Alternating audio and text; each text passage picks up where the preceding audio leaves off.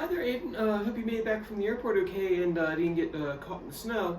And hope you had a good holiday season and all that good stuff. Hope you had good practice.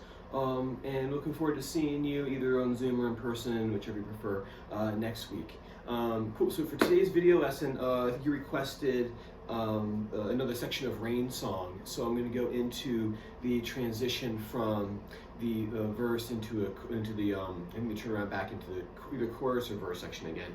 I'll have to look at the tab more carefully. But anyway, though, so what I want to go over today are the chord shapes for that section. This section, by the way, in the recording, in my recording at least, starts at 1 minute 5 seconds. So if you want to fast forward to that spot, I would put it on here, but unfortunately, there's a risk of me if I put Zeppelin up on my YouTube, they'll take down the video. So it's bum bum bum da da da. So hopefully that doesn't get flagged. But anyway, it's at 1 and 5. The little transition section. What's interesting about it is the rhythm.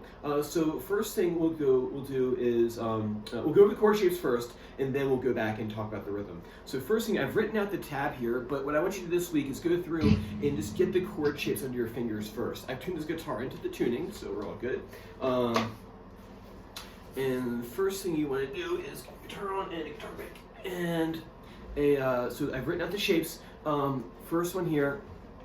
Let's go through each one. I think it's like 3 or 4 of them I want to say. You bar across here on the 2nd fret, the top 4 strings, so 1, 2, 3, 4. You bar across, and you strum 5, so you strum that 5th string open. Right. If we need to, maybe next lesson, if you want to work more on your bar technique, we can totally do that. I'll have to see kind of like where it is, since I haven't seen it for a couple weeks before I can give you some exercises. So remind me if you're having trouble with those, we'll talk about that next time. So we have first chord shape here, and then what you're going to do is take your ring finger and you're going to put that on the 4th fret of the 3rd string. Should sound pretty familiar.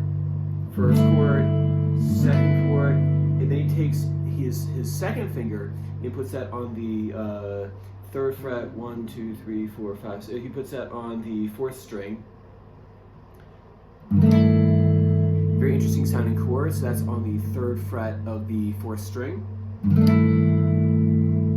And then while he has that down, the next chord shape, he's going to take his ring finger and put that back where it was on the 4th fret of the 3rd string. So the chord so far we have the bar, get your 3rd finger on that 4th fret, switch to your 3rd fret, 2nd finger, and then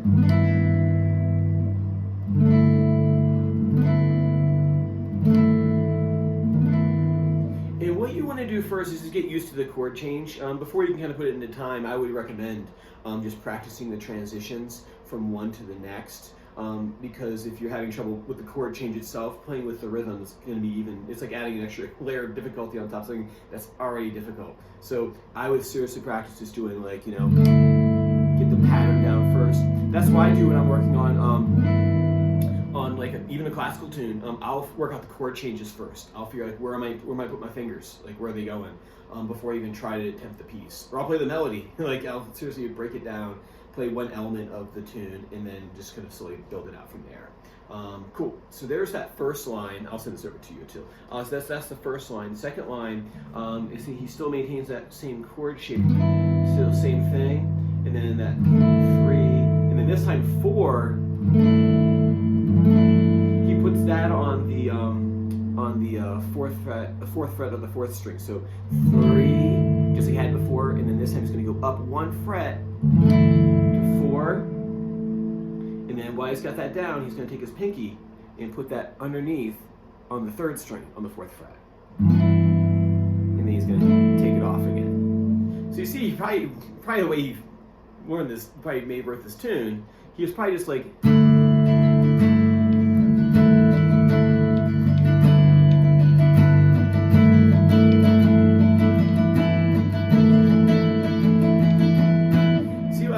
Like saying before about Zeppelin tunes, is that there's a lot of wiggle room in terms of taking these chord shapes and kind of just like experimenting with them. And I always say it when we're working on this tune, but I think a really good thing would be to just take these chord shapes, because in altered tunings, your typical chord shapes don't work.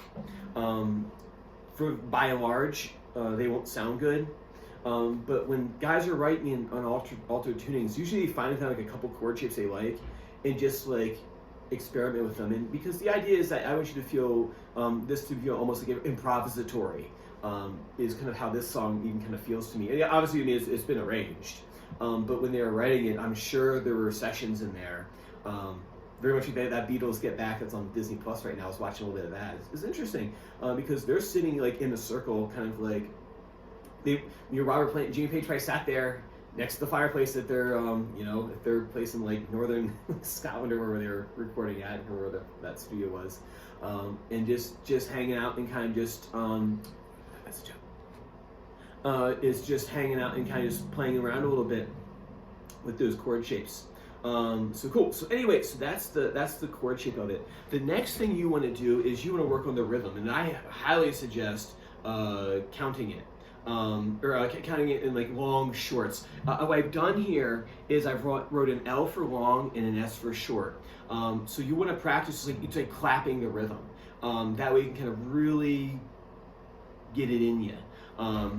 So for what I would do in this is I would really sit down with the recording first. So like pull up 105 on the recording and just like first just listen to it. And then next thing you want to do is just practice like clapping the rhythm, making sure that you're going to play each chord in time. Because the timing for this section is important. There's some tunes where it's like you get this little, like I said, wiggle room for playing around a little bit. But in a tune like this, in this section at least, bam, bam, bam, you want to have your timing pretty correct. So the first one here, L, S, L, is long, short, long. So in this one here, I would go long, short, long. Here the short one's obviously a shorter amount of time. Long, short, long, short, short, long, short, long. Here he goes. One take. And what I would do too is I might break these up into smaller little pieces. So the first one I might do long, short, long, and get that down. Long, short, long.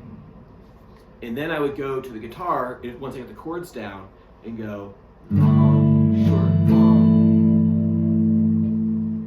long, short, long. And if I had trouble still, I go long, short, long, hit the recording, long, short, long, really listen for that part.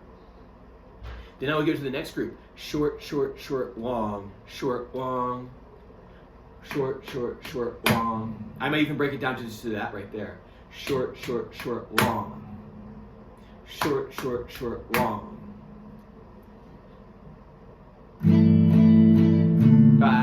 So I go short, short, short, short.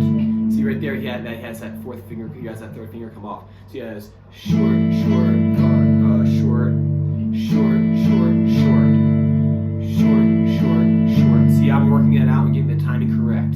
Rather than trying the whole thing, all caboodle all in one go, I seriously would practice just doing little pieces of it.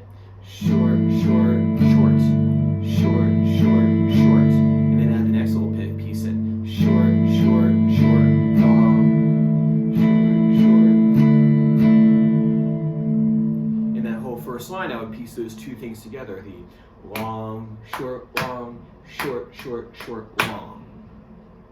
And just put those two things together and slowly kind of like build it out, doing one little piece at a time. I would even what some people call micro chunking.